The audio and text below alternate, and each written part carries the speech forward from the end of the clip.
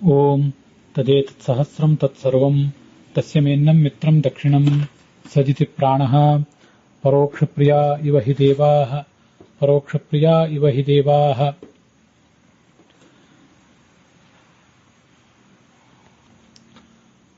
ಓಂ ಶೂಷುವಾನಃ ಪಾವೀನ್ನು ವೀರೋ ಜರಿತಾರಮೋತಿ ಕರ್ತಾಸು ದಾಸೇ ಅಹವಾವಲೋಕಂ ದಾತಾವಸೋ ಮುಹುರಾದಾಶುಷೇಭೂತ್. ಓಂ ಶುಚಿಶ್ರವಸೇ ನಮಃ. ಶ್ರೀ ಗುರುಭ್ಯೋ ನಮಃ. ಮಹಾಭಾರತದ ಅನುಶಾಸನ ಪರ್ವದ 371ನೆಯ ಭಾಗ ಇದು. ಅಲ್ಲಿ ಶುಚಿಶ್ರವಸ್ ಅನ್ನುವಂಥ ಒಂದು ನಾಮದ ಶ್ರವಣವನ್ನು ನಾವಿವತ್ತು ಮಾಡುವರಿದ್ದೇವೆ. ಇದು 121ನೆಯ ನಾಮ. ಅದಕ್ಕೆ ಸಂಬಂಧಪಟ್ಟಂತ ಬೃಹತಿ ಮಂತ್ರದ ಅರ್ಥವನ್ನು ಕೂಡ ನಾವೀಗ ನೋಡೋಣ. ಶುಚಿಶ್ರವಸ್ ಅನ್ನುವ ಶಬ್ದಕ್ಕೆ ಬೇರೆ ಬೇರೆ ಮೂಲಗಳಿಂದ ಲಭ್ಯ ಆಗುವಂತಹ ಅರ್ಥಗಳನ್ನು ಮೊದಲು ನೋಡೋಣ. ಶುಚಿ ಅಂದ್ರೆ ಶುದ್ಧವಾದದ್ದು. ಶುದ್ಧಾನಿ ಶ್ರವಾಂಸಿ, ಯಶಸ್ಸು. ಯಾರಿಗೆ, ಯಾವ ಭಗವಂತನಿಗೆ ಶುದ್ಧವಾದಂತಹ ಯಶಸ್ಸು, ದುಷ್ಟರನ್ನ ಶಿಕ್ಷಿಸಿ ಸಜ್ಜನರನ್ನ ರಕ್ಷಿಸಿದಂಥ ಯಶಸ್ಸು ಯಾರಿಗಿದೆಯೋ ಅಂಥ ಭಗವಂತನನ್ನ ಶುಚಿಶ್ರವಸ್ ಅಂತ ವರ್ಣಿಸ್ತಾರೆ. ಶ್ರವಸ್ ಅಂದ್ರೆ ನಾಮವೂ ಹೌದು. ಶುಚೀನಿ ಪಾಪಹರಾಣಿ ಶ್ರವಾಂಸಿ, ಯಾರಿಗೆ ಪಾಪಹರವಾದಂತಹ ನಾಮಗಳಿವೆಯೋ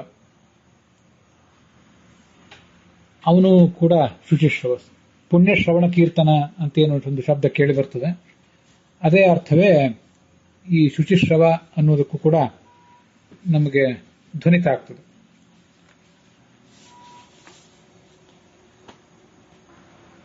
ಶುಚೀನಿ ಶ್ರವಣೀಯಾನಿ ಶೃಣೋಮಿಹ ಧನಂಜಯ ನಚ ಪಾಪಾನಿ ಗೃಹ್ಣಾಮಿ ತಥೋಹಂ ವೈ ಶುಚಿಶ್ರವಾಹ ಅಂತ ಮಹಾಭಾರತದ್ದೇ ಮೋಕ್ಷ ಧರ್ಮ ಪರ್ವದಲ್ಲಿ ಮಾತೊಂದಿದೆ.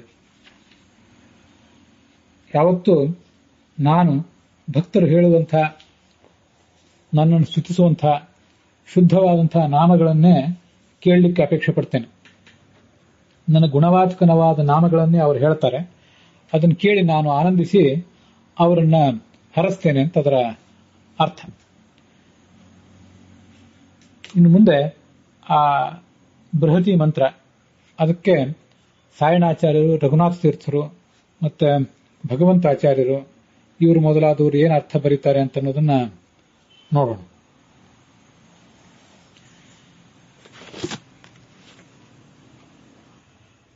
ಮೊದಲು ಮೂಲ ಋಗ್ವೇದದಲ್ಲಿ ಈ ಮಂತ್ರದ ಸ್ವರೂಪ ಏನು ಅನ್ನೋದನ್ನು ನೋಡೋಣ. ಹಂತಾವೃತ್ರಮಿಂದ್ರ ಶೂಚುವಾನಃ ಪ್ರಾವೀನ್ನು ವೀರೋ ಜರಿತಾರಮೂತಿ ಕರ್ತಾ ಸುದಾಸೆ ಅಹವಾವಲೋಕಂ ದಾತಾವಸು ಮುಹುರಾದಾಶುಷೇಭೂತ್ ಅಂತ ಮಂತ್ರ, ಮೂಲ ಮಂತ್ರ. ಅದರಲ್ಲಿ ಹಂತಾವೃತ್ರಮಿಂದ್ರ ಅನ್ನುವಂಥ ಮೂಲ ಮಂತ್ರದ ಭಾಗ ಏನಿದೆ ಅದನ್ನ ಈ ಹಿಂದಿನ ಮಂತ್ರಕ್ಕೆ ನಾವು ಉಪಯೋಗಿಸಿಕೊಂಡಿದ್ದೇವೆ. ಶೂಷುವಾನಃ ಪ್ರಾವೀನ್ನು ವೀರೋ ಅಲ್ಲಿಂದ ಹಿಡಿದು ದಾಶುಷೇಭೂತ್ ಅನ್ನುವವರೆಗೆ ಈಗಿನ ಮಂತ್ರದಲ್ಲಿ ತೆಗೆದುಕೊಂಡು ಅದಕ್ಕೆ ಅರ್ಥವನ್ನ ನೋಡಬೇಕು. ಶೂಷುವಾನ ಅಂದ್ರೆ ಬೆಳೆಯುವವನು ಅಂತ ಅರ್ಥ. ಜರಿತ ಅಂದ್ರೆ ಸ್ತೋತ್ರ ಮಾಡುವಂತಹ ಭಕ್ತ, ಅವನನ್ನ ನೂ ಅಂದ್ರೆ ಕ್ಷಿಪ್ರವಾಗಿ, ಊತಿ ಅಂದ್ರೆ ರಕ್ಷಣೆ, ಅವನಿಗೆ ರಕ್ಷಣೆ ಕೊಡುವ ಮೂಲಕ ಆ ಭಕ್ತನಿಗೆ ಬರುವಂತಹ ಯಾವುದೇ ಅಪಾಯಗಳನ್ನ ಪರಿಹರಿಸಿ ಅವನನ್ನ ರಕ್ಷಿಸ್ತಾನೆ ಭಗವಂತ. ಸಾಯಣಾಚಾರ್ಯರು ಮತ್ತೆ ರಘುನಾಥ ಸ್ವಾಮಿಗಳು ಹೇಳುವಂತೆ ಸುದಾಸ ಅಂತ ಒಬ್ಬ ರಾಜ, ಆ ರಾಜನಿಗೆ ಈ ಒಂದು ಲೋಕವನ್ನ, ಅವನ ರಾಜ್ಯವನ್ನ, ಯಾವ ರಾಜ್ಯಕ್ಕಾಗಿ ಆತ ಹೋರಾಟ ಮಾಡ್ತಿದ್ದ ಆ ರಾಜ್ಯವನ್ನ ಈ ಇಂದ್ರ ಒದಗಿಸಿಕೊಟ್ಟ. ಅಥವಾ ಸಾಯಣಾಚಾರ್ಯರ ಅರ್ಥ ಬರೆಯುವಂತೆ ಸುದಾಸ ಅಂದ್ರೆ ಒಬ್ಬ ಯಜಮಾನ, ತನ್ನಲ್ಲಿರುವಂತಹ ಸಕಲ ಸಂಪತ್ತನ್ನು ದಾನ ಮಾಡುವಂಥ ಯಜಮಾನ.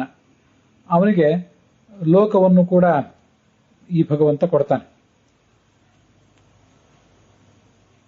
ದಾಶುಷ್ ಅಂದ್ರೆ ಯಜಮಾನನೂ ಹೌದು. ಸುದಾಸ ಅಂದ್ರೂ ಯಜಮಾನ, ದಾಶುಷ್ ಅಂದ್ರೂ ಯಜಮಾನ. ಅವನಿಗೂ ಎಲ್ಲ ಥರದ ಸಂಪತ್ತನ್ನ ಈ ಭಗವಂತ ಕೊಡ್ತಾನೆ ಅಂತ ಅದರ ಅರ್ಥವನ್ನ ಸಾಯಣಾಚಾರ್ಯರು ವರ್ಣನೆ ಮಾಡಿದ್ದಾರೆ. ಮುಂದೆ ಈ ಮಂತ್ರಕ್ಕೆ ರಘುನಾಥ ಸ್ವಾಮಿಗಳು ಏನ್ ಅರ್ಥ ಹೇಳಿದ್ದಾರೆ ಅಂತ ಅನ್ನೋದನ್ನ ನೋಡೋಣ. ನು ಅಂದ್ರೆ ಇದಾನೀಂ, ಪ್ರಾವೀನ್ ನು ಅಂತಿದೆ. ನು ಅಂದ್ರೆ ಇದಾನೀಂ ಅಂತ ಅರ್ಥ ರಘುನಾಥ ಸ್ವಾಮಿಗಳ ವ್ಯಾಖ್ಯಾನದಲ್ಲಿ. ಸಾಯಣಾಚಾರ್ಯರು ಅದನ್ನ ಕ್ಷಿಪ್ರ ಅಂತ ವ್ಯಾಖ್ಯಾನ ಮಾಡಿದ್ದಾರೆ. ನಾವೀಗಾಗಲೇ ಅದನ್ನು ನೋಡಿದ್ದೇವೆ. ಮುಂದೆ ವೀರಃ, ಮಹಾ ಪರಾಕ್ರಮಿಯಾದಂತಹ ಭಗವಂತ. ಜರಿತ ಅಂದ್ರೆ ಸಮಾನವಾದ ಅರ್ಥ. ಸುದಾಸ ಅಂತ ಒಬ್ಬ ರಾಜ, ಅವನಿಗೆ ಜನಪದಾದಿ ಸಹಿತಂ, ಆ ರಾಜ್ಯದ ಎಲ್ಲ ಭಾಗಗಳಿಂದ ಕೂಡಿದ ರಾಜ್ಯವನ್ನ ಈ ಇಂದ್ರ ಅನುಗ್ರಹಿಸಿದೆ. ಸುದಾಸಸ್ಯ ರಾಜ್ಞ ಸಾಮ್ರಾಜ್ಯಾಧಿಪತ್ಯಂ ದತ್ತವಾನ್, ಸಾಮ್ರಾಜ್ಯದ ಆಧಿಪತ್ಯವನ್ನ ಭಗವಂತ ಕೊಟ್ಟ ಅಂತ ಅದರ ತಾತ್ಪರ್ಯ. ಇತಿ ಶ್ರುತಿ ಅಹ ಆಹ, ಮಂತ್ರದಲ್ಲಿ ಅಹವಾವು ಲೋಕಂ ಅಂತಿದೆ. ಅಹ ಅಂದ್ರೆ ಅದು ಹ್ರಸ್ವವಾಗಿ ಬಂದಿದೆ. ಮೂಲತಃ ಅದು ಆಹ ಅಂತ ದೀರ್ಘ. ಆಹ ಅಂದ್ರೆ ಹೇಳಿದರು ಅಂತ ಅರ್ಥ. ಯಾರು ಹೇಳಿದರು? ಶ್ರುತಿಯು ಹೇಳಿತು ಅಂತ ಅದರ ತಾತ್ಪರ್ಯ ಆಗ್ತದೆ. ಶ್ರುತಿ ಏನ್ ಹೇಳಿತು? ಸುದಾಸ ರಾಜನಿಗೆ ಈ ಸಾಮ್ರಾಜ್ಯದ ಆಧಿಪತ್ಯವನ್ನು ಕೊಟ್ಟ ಅಂತ ಇಂದ್ರನ ಬಗ್ಗೆ ವರ್ಣನೆ ಮಾಡಿದೆ ಅಂತ ಅದರ ಅಭಿಪ್ರಾಯ ಆಗ್ತದೆ.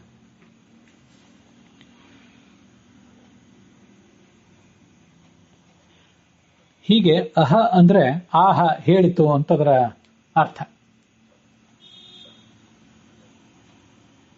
ಸಾಯಣಾಚಾರ್ಯ ವ್ಯಾಖ್ಯಾನದಲ್ಲಿ ಅಹ ಅನ್ನುವುದಕ್ಕೆ ಆಹ ಹೇಳಿತು ಅಂತ ಹೀಗೆ ವ್ಯಾಖ್ಯಾನ ಅಲ್ಲ. ಅಹ, ವಾ ಮತ್ತು ಉ ಅಂತ ಈ 3 ಅಕ್ಷರಗಳೇನಿವೆ, ಇವು 3 ಕೂಡ ಪಾದಗಳ ಪೂರಣೆಗಾಗಿ ಇರುವಂಥವು. ಅವಕ್ಕೆ ವಿಶೇಷ ಅರ್ಥ ಏನೂ ಇಲ್ಲ. ಒಂದು ನಿರ್ದಿಷ್ಟವಾದ ಛಂದಸ್ಸು ಪೂರ್ಣ ಆಗಬೇಕಾದ್ರೆ ನಿರ್ದಿಷ್ಟ ಅಕ್ಷರಗಳಿರಬೇಕು ಅಂತ ನಿಯಮ ಇರೋದ್ರಿಂದ ಅದಕ್ಕನುಸಾರವಾಗಿ ಈ ಎಲ್ಲ ಶಬ್ದಗಳನ್ನು ಪ್ರಯೋಗ ಮಾಡಿದ್ದಾರೆ ಹೊರತು ಅದಕ್ಕೆ ವಿಶೇಷ ಅರ್ಥಗಳೇನೂ ಇಲ್ಲ ಅಂತ ಸಾಯಣಾಚಾರ್ಯರ ವ್ಯಾಖ್ಯಾನ. ರಘುನಾಥ ತೀರ್ಥ ಸ್ವಾಮಿಗಳ ವ್ಯಾಖ್ಯಾನದಲ್ಲಿ ಅಹ ಅಂದ್ರೆ ಆಹ, ಹೀಗೆ ವೇದ ಹೇಳಿತು ಅಂತ ಅದರ ಅರ್ಥ. ದಾಶುಷ್ ಅಂದ್ರೆ ದಾನಶೀಲನಾದ ಒಬ್ಬ ಯಜಮಾನನಿಗೆ ಧನಧಾನ್ಯಾದಿ ಸಂಪತ್ತನ್ನು ಕೂಡ ಈ ಭಗವಂತ ಕೊಟ್ಟ ಅಂತ ಶ್ರುತಿ ವರ್ಣನೆ ಮಾಡ್ತದೆ. ಇದು ನಿನ್ನ ಕೀರ್ತಿ ವೇದಗಳಲ್ಲಿ ಪ್ರಸಿದ್ಧವಾದದ್ದು. ಶ್ರುತಿ ತಯಾ ಪ್ರಸಿದ್ಧಂ ಶ್ರವಃ ಯಸ್ಯ ಸಹ ಶುಚಿಶ್ರವಾಹ. ಶುಚಿ ಅಂದ್ರೆ ಶುದ್ಧವಾದಂತಹ ವೇದಾದಿ ಶಾಸ್ತ್ರಗಳು. ಆ ವೇದಾದಿ ಶಾಸ್ತ್ರಗಳಿಂದ ಪ್ರಸಿದ್ಧವಾದಂತಹ ಕೀರ್ತಿ ಉಳ್ಳವನು ಈ ಶುಚಿಶ್ರವ. ವೇದಾದಿ ಶಾಸ್ತ್ರಗಳಿಂದ ಪ್ರತಿಪಾದಿತವಾದ ಕೀರ್ತಿ ಉಳ್ಳವನು, ಹೀಗೆ ಶುಚಿಶ್ರವ ಅನ್ನುವ ಶಬ್ದಕ್ಕರ್ಥ. ಅದನ್ನೇ ಈ ಪ್ರಸ್ತುತ ವೇದವಾಕ್ಯವು ಕೂಡ ಅಹ ಅಂದ್ರೆ ಆಹ ಅಂತ ಅರ್ಥ. ಆಹ ಅಂದ್ರೆ ಹೇಳುತ್ತದೆ ಅಂತ ಅರ್ಥ. ಯಾವುದು ಹೇಳ್ತದೆ ಅಂದ್ರೆ ಈ ವೇದವಾಕ್ಯ ಹೇಳ್ತದೆ ಅಂತ ಅರ್ಥ. ಇಷ್ಟನ್ನ ರಘುನಾಥ ಸ್ವಾಮಿಗಳು ಬರೆದಿದ್ದಾರೆ.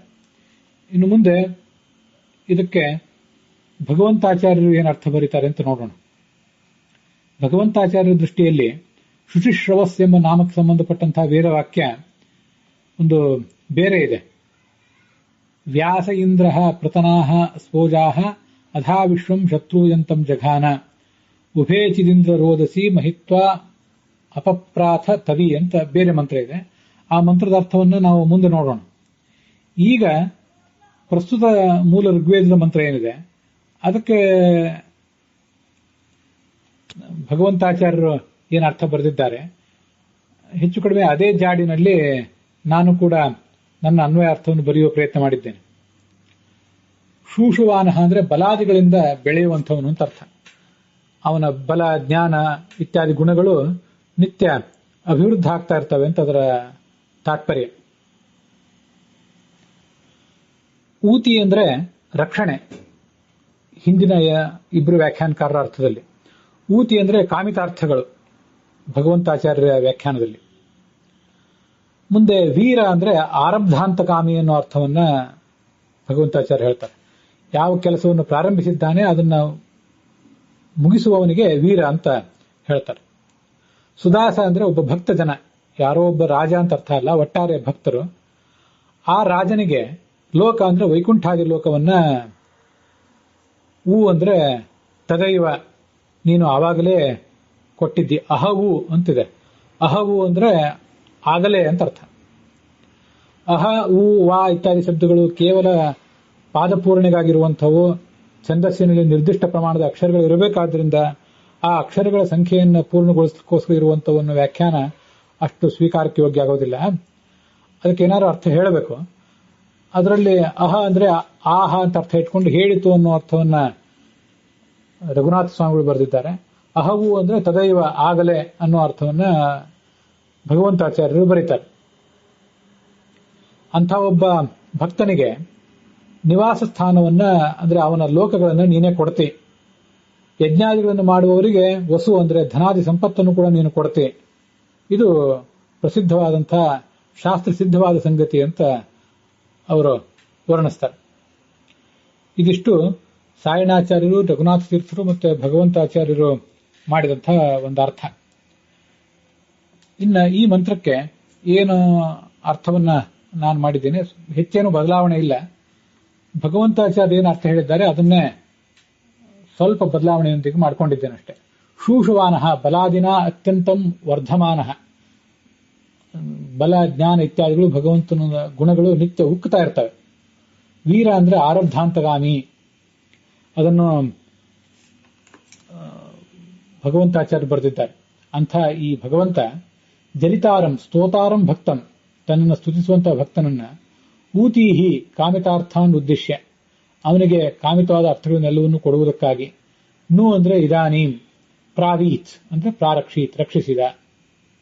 ಸುಧಾಸೆ ಅದಕ್ಕೆ ಶ್ರೇಷ್ಠ ಭಕ್ತೆ ಅಂತ ಅರ್ಥ, ಸಪ್ತಮಿ ವಿಭಕ್ತಿ ಇದೆ ಅದು.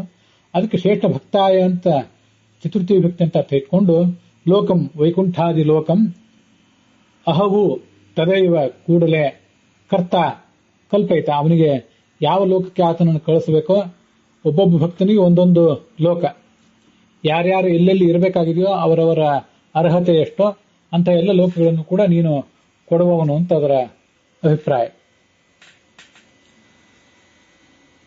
ಕಲ್ಪಯಿತ ಅಂತ ಕೊಡುವಂತಹ ಭಗವಂತ ದಾಶುಷೆ ಯಜ್ಞಾದಿ ಕರ್ತ್ರೆ, ಯಜ್ಞಾದಿಗಳನ್ನು ಮಾಡುವಂತಹ ಭಕ್ತನಿಗೆ ಮುಹುಹು ಮತ್ತೆ ಮತ್ತೆ ಸದಾ ಯಾವಾಗಲೂ ಆ ಅಂದ್ರೆ ಚೆನ್ನಾಗಿ, ವಸು ಅಂದ್ರೆ ಜ್ಞಾನವನ್ನು ಧನವನ್ನು ಎರಡನ್ನೂ ಕೂಡ ದಾತ ಕೊಡ್ತಾನೆ. ಇದು ಅರ್ಥ.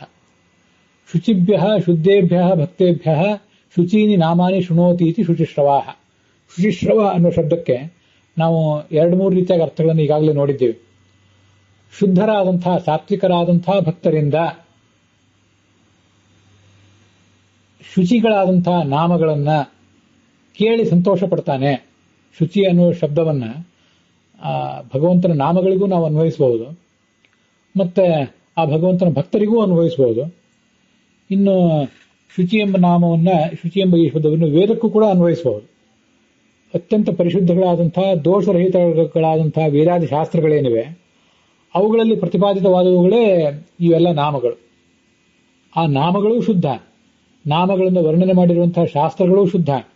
ಅದನ್ನು ವರ್ಣನೆ ಮಾಡ್ತಾ ಇರುವಂತಹ ಭಗವಂತನು ಕೂಡ ಅದನ್ನು ಆ ಶಬ್ದಗಳನ್ನು ಉಪಯೋಗ ಮಾಡಿ ಭಗವಂತನನ್ನು ವರ್ಣಿಸುವಂತಹ ಭಕ್ತರು ಕೂಡ ಅಂತರಂಗ ಬಹಿರಂಗದಲ್ಲಿ ಶುದ್ಧರೇ. ಅಂಥವರಿಂದ ಶ್ರವಾಹ ಈ ನಾಮಗಳನ್ನ ಇವನು ಕೇಳ್ತಾನೆ. ಅದಕ್ಕಾಗಿ ಆತನಿಗೆ ಶುಚಿಶ್ರವಾಹ ಅಂತ ವರ್ಣನೆ ಮಾಡ್ತಾರೆ. ಇದು ಆ ಮೂಲ ಶಬ್ದದ ಅರ್ಥ. ಇದೇ ಅರ್ಥವನ್ನೇ ಈ ಬೃಹತಿ ಮಂತ್ರ ಜರಿತಾರಂ ಪ್ರಾವೀತ್ ಅಂತ ವ್ಯಾಖ್ಯಾನ ಮಾಡಿದೆ. ಜರಿತಾ ಅಂದ್ರೆ ಸ್ತೋತ್ರ ಮಾಡುವವನು ಅಂತ ಅರ್ಥ. ಭಗವಂತನನ್ನ ಸ್ತುತಿಸುವವನು. ಕನ್ನಡದಲ್ಲಿ ಈ ಕ್ರಿಯಾಪದ ಇನ್ನೂ ಬಳಕೆಯಲ್ಲಿದೆ.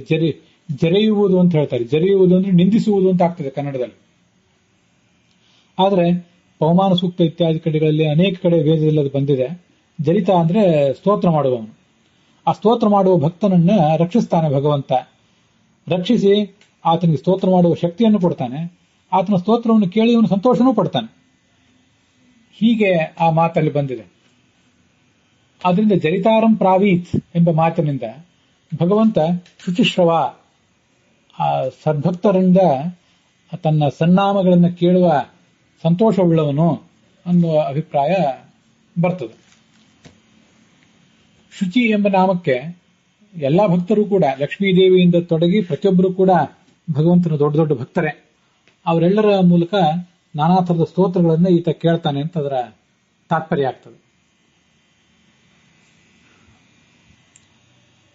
ಮುಂದೆ ಅದರ ಭಾವಾರ್ಥ. ಭಗವಂತ ಜ್ಞಾನ ಬಲಾದಿಗಳಿಂದ ನಿತ್ಯ ಅಭಿವೃದ್ಧಿ ಹೊಂದುತ್ತಾ ಇರ್ತಾನೆ, ಮಹಾಪರಾಕ್ರಮಿ. ಅಂಥ ಈ ಭಗವಂತ ತನ್ನನ್ನು ಸ್ತುತಿಸುವಂತಹ ಭಕ್ತರನ್ನ ರಕ್ಷಿಸ್ತಾನೆ, ಅಭೀಷ್ಟಗಳನ್ನು ಕೊಟ್ಟು ರಕ್ಷಿಸ್ತಾನೆ. ತನ್ನ ಭಕ್ತರಿಗೆ ಶ್ವೇತದ್ವೀಪ, ಅನಂತಾಸನ, ವೈಕುಂಠ ಇತ್ಯಾದಿ ಲೋಕಗಳನ್ನ ಕೊಡ್ತಾನೆ. ಅಂಥ ಈ ಭಗವಂತ ಯಜ್ಞಾದಿಗಳನ್ನು ಮಾಡುವವರಿಗೆ, ವೈಕುಂಠದಲ್ಲಿ ಯಜ್ಞಾದಿಗಳನ್ನು ಮಾಡುವವರಿಗಾಗಲಿ ಅಥವಾ ಈ ಜಗತ್ತಿನಲ್ಲಿ ಇನ್ನೂ ಸಂಸಾರ ಬಂಧನದಲ್ಲಿ ಇರುವಾಗ ಯಜ್ಞಾದಿಗಳನ್ನು ಮಾಡುವವರಿಗಾಗಲಿ ಜ್ಞಾನವನ್ನು, ಧನವನ್ನು ಮತ್ತೆ ಮತ್ತೆ ಕೊಡ್ತಾನೆ. ವೈಕುಂಠದಲ್ಲೂ ಕೂಡ ಭಗವಂತ ಕೊಟ್ಟ ಜ್ಞಾನವನ್ನೇ, ಭಗವಂತ ಕೊಟ್ಟ ಸಂಪತ್ತನ್ನೇ ಆ ಎಲ್ಲ ಭಕ್ತರು ಕೂಡ ಉಪಯೋಗಿಸ್ತಾ ಇರ್ತಾರೆ. ಅದಕ್ಕಾಗಿ ಯಜ್ಞಾದಿಗಳನ್ನು ಮಾಡುವವರು ಅಂತನ್ನುವುದು ವೈಕುಂಠದಲ್ಲಿರುವಂತಹ ಭಗವಂತನ ಲೋಕದಲ್ಲಿರುವಂತಹ ಭಕ್ತರಿಗೂ ಅನ್ವಿತ ಆಗ್ತದೆ, ಹಾಗೇನೆ ಈ ಜಗತ್ತಿನಲ್ಲಿರುವಂತಹ ಭಕ್ತರಿಗೂ ಕೂಡ ಅನ್ವಿತ ಆಗ್ತದೆ. ಇದಿಷ್ಟು ಆ ಶುಚಿಶ್ರವಾಹ ಎಂಬ ನಾಮದ ವ್ಯಾಖ್ಯಾನ. ನಾವು ಭಗವಂತನಿಗೆ ನಿವೇದಿಸುವಂತಹ ಪದಾರ್ಥಗಳಲ್ಲಿ ಅವನ ಶುಭ ಸಾರವನ್ನು ಮಾತ್ರ ಸ್ವೀಕಾರ ಮಾಡ್ತಾನೆ, ಅಶುಭವಾದ ಯಾವುದನ್ನು ಸ್ವೀಕಾರ ಮಾಡೋದಿಲ್ಲ ಅನ್ನೋದು ನಮ್ಗೆ ಗೊತ್ತಿದೆ. ಅದರಂತೆ ನಮ್ಮಂಥವರು ಭಕ್ತರಾದವರು ಯಾವುದೇ ಒಂದು ಪ್ರಸಂಗದಲ್ಲಿ ಪ್ರಮಾದದಿಂದ, ಅಜ್ಞಾನದಿಂದ ತಪ್ಪಾಗಿ ಭಗವಂತನನ್ನು ಸ್ತುತಿಸಿದರೂ ಕೂಡ ಅದ್ಯಾವುದನ್ನು ಪರಿಗಣಿಸದೆ, ಲೆಕ್ಕಿಸದೆ ನಾವು ಆಡುವ ಶುದ್ಧವಾದ ಮಾತುಗಳನ್ನು ಮಾತ್ರ ಸ್ವೀಕಾರ ಮಾಡಿ ನಮ್ಮನ್ನು ಅನುಗ್ರಹಿಸ್ತಾನೆ. ಅದನ್ನ ಶುಚಿಶ್ರವಾಹ ಅನ್ನೋ ಮಾತಿನಿಂದ ನಾವು ತಿಳ್ಕೊಳ್ಬಹುದು. ಅದನ್ನ ಮಹಾಭಾರತದ ಶಾಂತಿ ಪರ್ವದಲ್ಲಿ 342ನೇ ಅಧ್ಯಾಯ 91ನೇ ಶ್ಲೋಕ, ಶುಚೀರಿ ಶ್ರವಣೀಯಾನಿ ಶೃಣೋಮೀಹ ಧನಂಜಯ. ಅರ್ಜುನನೇ, ಶುಚಿಯಾದಂಥ ನಾಮಗಳನ್ನ, ಶ್ರವಣೀಯಾನಿ ಕೇಳಲಿಕ್ಕೆ ಯೋಗ್ಯವಾದಂತಹ ನಾಮಗಳನ್ನ, ಶೃಣೋಮಿ ಕೇಳ್ತೇನೆ, ನಚ ಪಾಪಾನಿ ಗೃಹಾಮಿ, ಯಾವುದೇ ದೈತ್ಯರಾದವರು ಕೆಟ್ಟ ಮಾತುಗಳನ್ನು ನನ್ನ ಬಗ್ಗೆ ಆಡಿದರೂ ಕೂಡ ನಾನು ಅದನ್ನು ಸ್ವೀಕಾರ ಮಾಡುವುದೇ ಇಲ್ಲ. ಸಜ್ಜನರಾದವರು ಕೂಡ ಭಗವಂತನಿಗೆ ಅಪಚಾರ ಆಗುವಂತಹ ಯಾವುದನ್ನಾದರೂ ಮಾತನಾಡಿದರೂ ಅದನ್ನು ನಾನು ಕ್ಷಮಿಸಿ ಅವರಿಂದ ಶ್ರೇಷ್ಠವಾದ ಮಾತನ್ನು ಮಾತ್ರ ಸ್ವೀಕಾರ ಮಾಡ್ತೇನೆ ಅಂತ ಅದರ ತಾತ್ಪರ್ಯ ಆಗ್ತದೆ. ಹೀಗೆ ಇಲ್ಲಿ ಶ್ರವಸ್ ಅನ್ನೋದಕ್ಕೆ ಒಂದು ನಾಮ ಅಂತ ಅರ್ಥ, ಒಂದು ಕೀರ್ತಿ ಅಂತನೂ ಅರ್ಥ. ಶುಚಿ ಅಂದ್ರೆ ಶುದ್ಧವಾದದ್ದು, ಶ್ರವಾಂಸಿ ಅಂದ್ರೆ ಶಬ್ದಾಹ, ಶ್ರವಸ್ ಎಂಬ ಶಬ್ದಕ್ಕೆ ಶಬ್ದ ಅಂತ ಅರ್ಥ.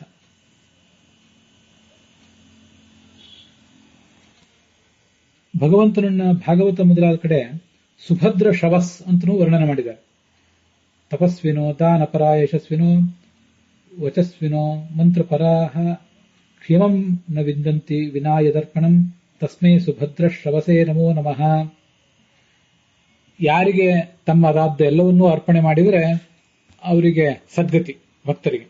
ಇಲ್ಲದೆ ಹೋದ್ರೆ ಅವ್ರು ಮಾಡಿದ್ಯಾವುದು ಕೂಡ ಸಫಲ ಆಗೋದಿಲ್ಲ ಅಂತ ಒಂದು ಶ್ಲೋಕ ಇದೆ. ಅದಲ್ಲದೆ ಯತ್ಕೀರ್ತನಂ, ಯತ್ಸ್ಮರಣಂ, ಯದೀಕ್ಷಣಂ, ಯದ್ವಂದನಂ, ಯತ್ಶ್ರವಣಂ, ಯದರ್ಹಣಂ ಲೋಕಸ್ಯ ಸದ್ಯೋ ವಿಧುನೋತಿ ಕಲ್ಮಷಂ ತಸ್ಮೈ ಸುಭದ್ರ ಶ್ರವಸೇ ನಮೋ ನಮಃ.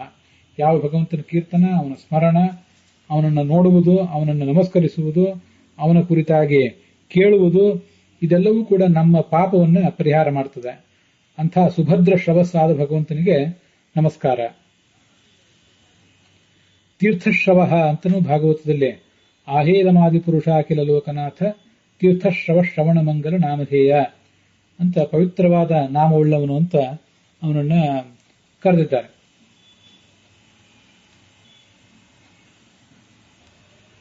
ಶುಚಿಶ್ರವಾಹ ಅನ್ನೋದಕ್ಕೆ ನಮ್ಮನ್ನು ಶುಚಿಯನ್ನಾಗಿ ಮಾಡುವಂಥ ನಾಮವುಳ್ಳವನು ಅನ್ನೋ ಅರ್ಥವನ್ನು ಕೂಡ ನಾವು ತಿಳ್ಕೋಬಹುದು.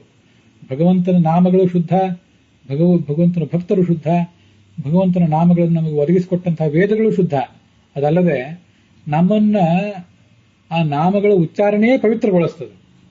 ಸ್ಥೇನ, ಕಳ್ಳ, ಸುರಾಪಾನ ಮಾಡಿದವನು, ಮಿತ್ರದ್ರೋಹ ಮಾಡಿದವನು, ಬ್ರಹ್ಮಹತ್ಯೆ ಮಾಡಿದವನು, ಸ್ತ್ರೀ ಹತ್ಯೆ, ರಾಜಹತ್ಯೆ, ಪಿತೃಹತ್ಯೆ ಇತ್ಯಾದಿ ಎಲ್ಲವನ್ನೂ ಮಾಡಿದವನು. ಇದಮೇವ ವಿನಿಷ್ಕೃತಂ ಎನ್ ನಾಮವ್ಯಾಹರಣಂ ವಿಷ್ಣೋಹ, ಭಗವಂತನ ನಾಮಸ್ಮರಣೆಯೇ ಅದಕ್ಕೊಂದು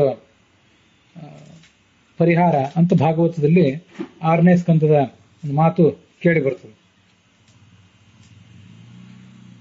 ಯಥಾ ಹರೇಹೇ ನಾಮಪದೈ ಉದಾಹೃತೈ, ಭಗವಂತನ ನಾಮಗಳನ್ನು ಉಚ್ಚರಿಸಿದ್ರಿಂದ ಏನು ಪಾಪ ಪರಿಹಾರ ಆಗ್ತದೆ ಅದು ಯಾವ ವ್ರತಾದಿಗಳಿಂದಲೂ ಆಗೋದಿಲ್ಲ.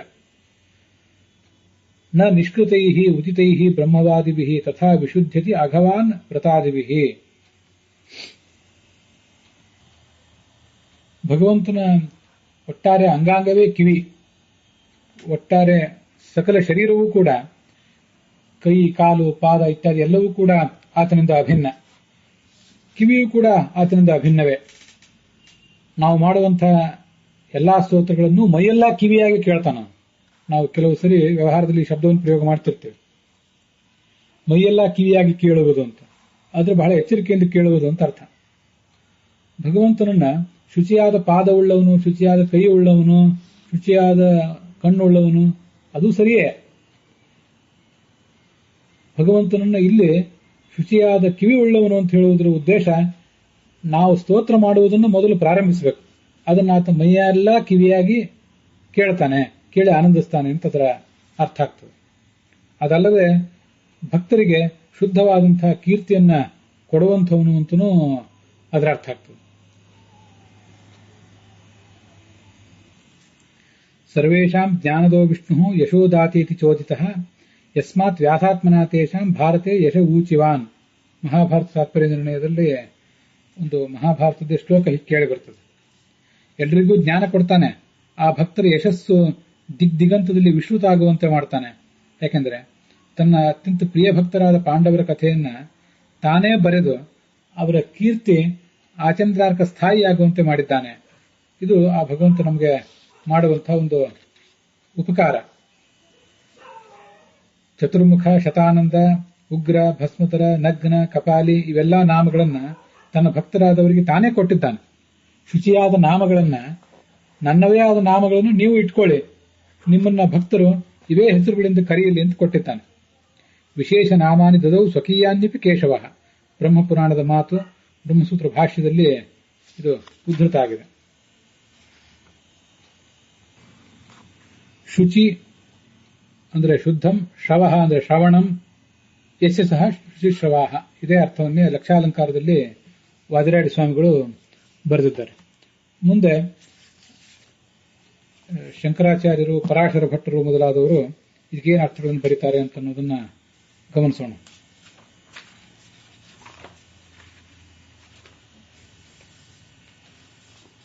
ಪವಿತ್ರವಾದ ಮತ್ತು ಶ್ರವಣ ಮಾಡಲಿಕ್ಕೆ ಯೋಗ್ಯವಾದ ನಾಮವುಳ್ಳವನು, ಇದು ಶಂಕರಾಚಾರ್ಯ ಹೇಳುವಂತಹ ಅರ್ಥ.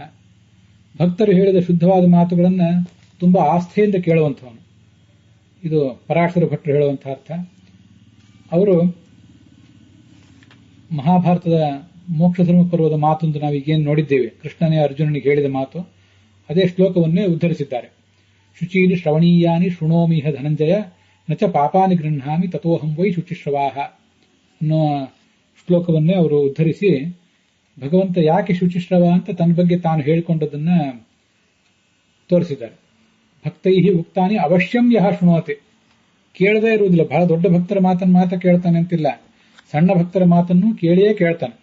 ಅದಕ್ಕಾಗಿ ಆತ ಶುಚಿಶ್ರವಾಹ. ನಾವು ದೊಡ್ಡವರಾಗಬೇಕಾಗಿಲ್ಲ, ಸ್ತುತಿಸುವಂಥವ್ರು ನಾವು ಸಣ್ಣವರಾಗಿದ್ರು ಕೂಡ ಮಾತು ದೊಡ್ಡದೇ. ಯಾಕಂದ್ರೆ ಅದು ಶಾಸ್ತ್ರದಲ್ಲಿ ಬಂದ ಮಾತು. ಮಾತು ದೊಡ್ಡದಾದ್ರಿಂದ ಸ್ತುತಿಸುವವರು ಸಣ್ಣವರಾದರೂ ಕೂಡ ಅವನು ಅವಶ್ಯವಾಗಿ ಕೇಳ್ತಾನೆ. ಇದು ನಾವು ತಿಳ್ಕೊಳ್ಬೇಕಾದಂತಹ ಒಂದು ಸಂಗತಿ. ಮುಂದೆ ಸತ್ಯಸಂಧ ಸ್ವಾಮಿಗಳು ಏನ್ ಹೇಳ್ತಾರೆ, ಶುದ್ಧವಾದಂತಹ ಕೀರ್ತಿ ಉಳ್ಳವನು,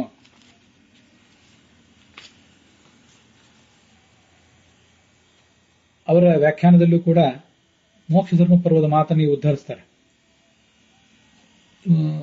ಶುಚೀನ ಶ್ರವಣೀಯಾನಿ ಅನ್ನುವಂತಹ ಶ್ಲೋಕವನ್ನು. ಶುಚಿಶ್ರವಾಹ ಶುದ್ಧ ಕೀರ್ತಿ ಪವಿತ್ರಕರ ವಿದ್ಯೋವ. ಭಗವಂತನ ಕುರಿತಾದ ವಿದ್ಯಾ ನಮ್ಮನ್ನು ಪವಿತ್ರರನ್ನಾಗಿ ಮಾಡುತ್ತದೆ. ತಲೆಮಾರುಗಳನ್ನು ಕೂಡ ಪವಿತ್ರವನ್ನಾಗಿ ಮಾಡುವಂಥದ್ದು ಆ ವಿದ್ಯಾ. ಶುಚೀನಿ ಶ್ರವಣೀಯಾನಿ ಶೃಣೋಮಿಹ ಧನಂಜಯ. ಶ್ರವಣೀಯ ಶ್ರವಣಕರ್ತಾವ, ಇವಿಷ್ಟು ಅರ್ಥಗಳನ್ನ ಸತ್ಯಸಂಧ ಸ್ವಾಮಿಗಳು ಬರೆದಿದ್ದಾರೆ. ಹೀಗೆ ಶುಚಿಶ್ರವ ಅನ್ನುವ ಮಾತು ನಾವು ಸಣ್ಣವರಾದವರು ಕೂಡ ಭಗವಂತನನ್ನ ದೊಡ್ಡ ನಾಮಗಳಿಂದ ಸ್ತುತಿಸ್ಲಿಕ್ಕೆ ಕಲಿಬೇಕು. ನಮಗೆ ಅದರ ಅರ್ಥ ಎಷ್ಟು ತಿಳಿದಿದೆಯೋ ಅದು ಗೊತ್ತಿಲ್ಲ. ಆದರೆ ನಾವು ಸಣ್ಣವರಾದರೂ ಕೂಡ ಮಹಾ ಅರ್ಥವುಳ್ಳಂಥ ದೊಡ್ಡ ಶಬ್ದ ಅದು. ಆ ನಾಮವೇ ಅಷ್ಟು ಶುದ್ಧವಾದದ್ದು. ಅತ್ಯಂತ ಶುಚಿಗಳಾದಂಥ ಲಕ್ಷ್ಮೀದೇವಿ ಮೊದಲಾದ ದೊಡ್ಡ ದೊಡ್ಡ ಭಕ್ತರು ಭಗವಂತನನ್ನ ಆ ಮಾತುಗಳ ಮೂಲಕ ಸ್ತುತಿಸಿದ್ದಾರೆ. ಅಂತಹ ಮಾತುಗಳಿಂದ ನಾವು ಕೂಡ ಆತನನ್ನ ಸ್ತುತಿಸಬೇಕು. ಅದರ ಫಲವಾಗಿ ಈ ಮಂತ್ರ ಹೀಗೆ ಹೇಳ್ತದೆ, ನಾವೇನ್ ಮಾಡಬೇಕು ಅನ್ನೋದನ್ನು ಹೇಳ್ತದೆ. ಮತ್ತೆ ಅದರ ಫಲವಾಗಿ ನಾವೇನನ್ನು ಪಡ್ಕೋತೀವಿ, ನಮ್ಮ ಕೀರ್ತಿ ಅನ್ನೋದು ಹೆಚ್ಚು ಮಾಡ್ತದೆ. ಪಾಂಡವರಷ್ಟು ಮಹಾಕೀರ್ತಿ ನಮಗೆ ಬರದೇ ಇರಬಹುದು, ಆದರೂ ಭಗವಂತನನ್ನು ಕುರಿತಾಗಿ, ಧರ್ಮದ ಕುರಿತಾಗಿ ಆಡಿದಂತಹ ಒಂದೆರಡು ಮಾತುಗಳಿಂದಲೂ ಕೂಡ ನಮ್ಮಂಥವರಿಗೂ ಅಲ್ಪ ಸ್ವಲ್ಪವಾದಂತಹ ಕೀರ್ತಿ ಬಂದೇ ಇರ್ತದೆ. ಹೀಗೆ ನಾವು ಮಾಡಬೇಕಾದ ಕರ್ತವ್ಯವನ್ನು ಮತ್ತೆ ಅದರ ಫಲವನ್ನು ಎರಡನ್ನೂ ಕೊಡುವಂಥದ್ದು.